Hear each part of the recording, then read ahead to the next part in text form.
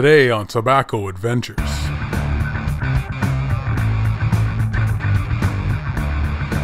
Our hero discovers Cornell and Deal's 5 o'clock shadow. It consists of red Virginia's perique pressed into a cake with just a bit of Kentucky burly. It's the third installment of their working man line. So join us as we delve into the depths of 5 o'clock shadow. Greetings, tobacco enthusiasts. Today we're going to be exploring Cornell and Deal's 5 o'clock shadow. After smoking this blend in various different pipes, I ended up settling on a briar pipe, 5 inches long with a bowl diameter of 3/4 of an inch. It's about 1.5 inches deep.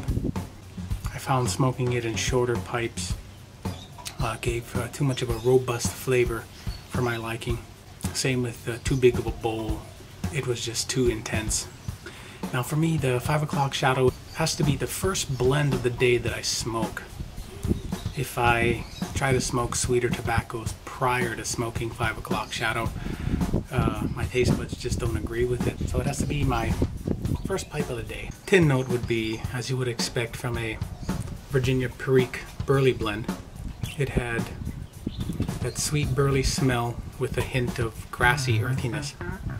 It comes in a cake form, which I then would slice off and pack my bowl about 3/4 ways to the top.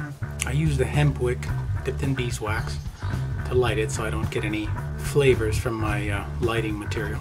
Now on the charring light, you get that just sweet, burly, nutty, slightly earthy flavor, and that sticks with you predominantly through the first quarter of the bowl. Between the quarter and halfway mark, the Virginias start to pop up and you start getting a little bit of a peppery feeling from the Periques, but unfortunately this blend is just burly all the way for me.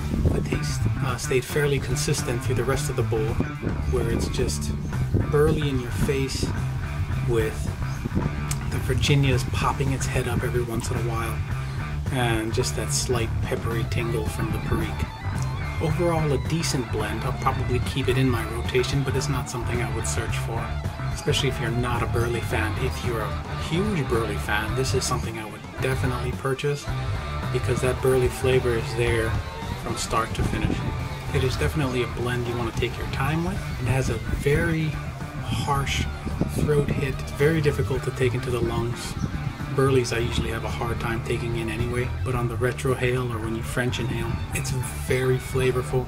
You just get that nutty, grassy notes coming in every once in a while. Very good. It lights very easy. I had to do a couple of relights once I started getting lower in the bowl, but if you tend your embers, you should be fine. It comes ready to smoke for me right out of the tin.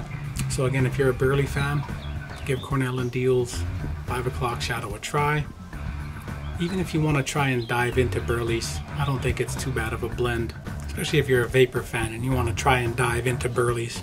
Thank you for joining me on this edition of Tobacco Adventures, and remember, when it's low in the bowl, smoke it slow.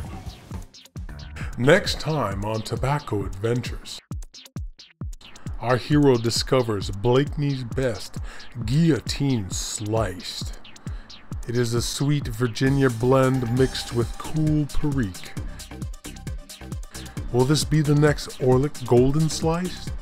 Or we just end up with a bad case of tongue bite? Tune in and find out.